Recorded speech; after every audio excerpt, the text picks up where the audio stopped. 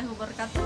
Perkenalkan, nama saya Jismawati, saya dari kampus Universitas Cokro Aminoto Palopo, konsentrasi multimedia kelas 6 gabungan 2. Baiklah, di sini saya akan menjelaskan tentang semiotika dan menganalisis iklan. Baiklah, sebelumnya saya akan menjelaskan tentang semiotika. Semiotika adalah ilmu yang mengkaji tentang tanda. Semiotika diambil dari kata bahasa Yunani yaitu semion yang berarti tanda. Semiotika adalah ilmu yang mempelajari tentang suatu tanda. Dalam ilmu komunikasi, tanda merupakan sebuah interaksi makna yang disampaikan kepada orang lain melalui tanda-tanda. Dalam berkomunikasi tidak hanya dengan bahasa lisan saja, namun dengan tanda tersebut juga dapat berkomunikasi. Ada atau tidaknya peristiwa struktur yang ditemukan dalam suatu kebiasaan, semua itu dapat disebut tanda. Sebuah bendera, sebuah isyarat tangan, sebuah kata, suatu keheningan, gerak syaraf, peristiwa, memerahnya wajah, rambut uban, lirikan mata, dan banyak lainnya, semua itu dianggap suatu tanda. Baiklah, untuk melengkapi analisis iklan saya akan menggunakan teori Ferdinand de Saussure. Menurut Ferdinand de Saussure, dalam teori ini semiotika dibagi menjadi dua bagian, yaitu dikotomi, yaitu penanda atau signifier, dan petanda yaitu signified. Penanda dilihat sebagai bentuk atau wujud fisik dapat dikenal melalui wujud karya arsitektur, sedang petanda dilihat sebagai makna yang terungkap melalui konsep, fungsi dan atau nilai-nilai yang terkandung di dalam karya arsitektur. Eksistensi semiotika source adalah relasi antara penanda dan petanda berdasarkan konvensi biasa disebut dengan signifikasi semiotik.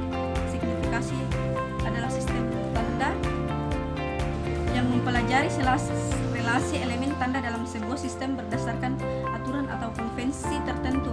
Kesepakatan sosial diperlukan untuk dapat memaknai tanda tersebut.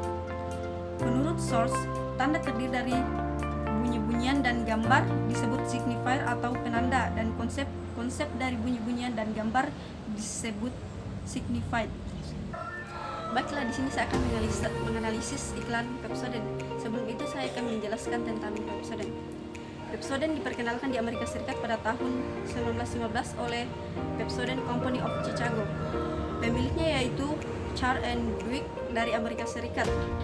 Pepsodent adalah merek yang sangat populer sebelum pertengahan 1950-an, tetapi pembuatannya yang lambat untuk menambahkan Florida ke formulanya untuk mengimbangi munculnya merek-merek lain.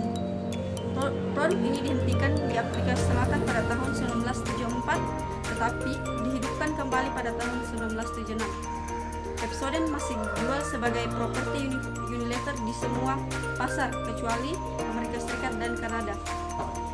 Pepsodent adalah salah satu produk yang cukup terkenal pada masa penjajahan ketika Unilever memasuki pasaran Indonesia di era penjajahan. Di sekitar dasawarsa 1930-an, slogannya adalah senyum mengubah segalanya. Baiklah, mari kita lihat iklannya. Permen, coklat, makan makanan manis sebelum tidur itu bisa merusak kesehatan gigi. Maaf, Mah. Tapi kalau keripik kentang boleh nggak? Ingat, sikat gigi pakai Pepsodent. Keripik yang tidak manis pun mengandung gula yang bisa membuat gigi berlubang. Pepsodent bekerja keras 2 kali di malam hari, memperbaiki lubang kecil tak kasat mata yang disebabkan gula tersembunyi. Karena senyum mereka begitu berharga.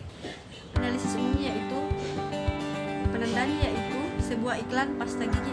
Pertandanya yaitu sebuah iklan pasta gigi merek Pepsodent. Baiklah, marilah kita menganalisis iklannya scan per scan. Scan pertama. Scan pertama penandanya yaitu pada malam hari terlihat seorang ibu dan anak di kamar tidur anaknya. Pertanda di mana seorang anak yang ingin tidur bersama ibunya kemudian mencium kening anaknya yang hendak tidur. Kita berlanjut ke scan kedua. Permen, coklat, makan.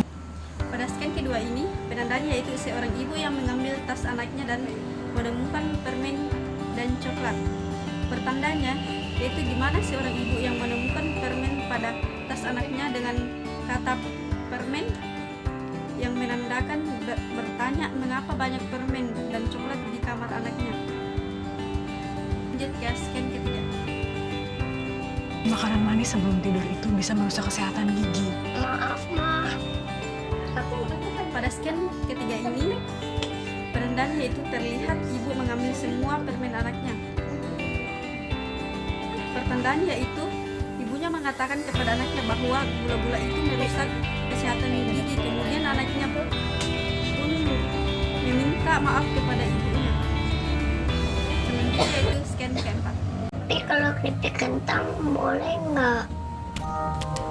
Ingat, sikat gigi pakai Pepsodent. Keripik yang tidak manis pun mengandung gula yang bisa membuat gigi berlubang. Itulah tadi scan keempat. Pada scan keempat ini, penandanya yaitu seorang anak mengatakan kepada ibunya, boleh nggak? Pertandanya yaitu ibunya pun mengatakan bahwa keripik kentang pun mengandung gula. Kemudian scan kelima. Pepsodent bekerja keras 2 kali di malam hari, memperbaiki lubang kecil tak kasat mata yang disebabkan gula tersembunyi. Karena senyum mereka begitu berharga. Pada scan kelima ini, penandanya itu naratornya mengatakan, ingat, sikat gigi pakai Pepsodent. Pertandanya itu sikat gigilah pada malam hari sebelum tidur agar gigi tidak berlubang dengan menggunakan Pepsodent. Baiklah, itu adalah analisis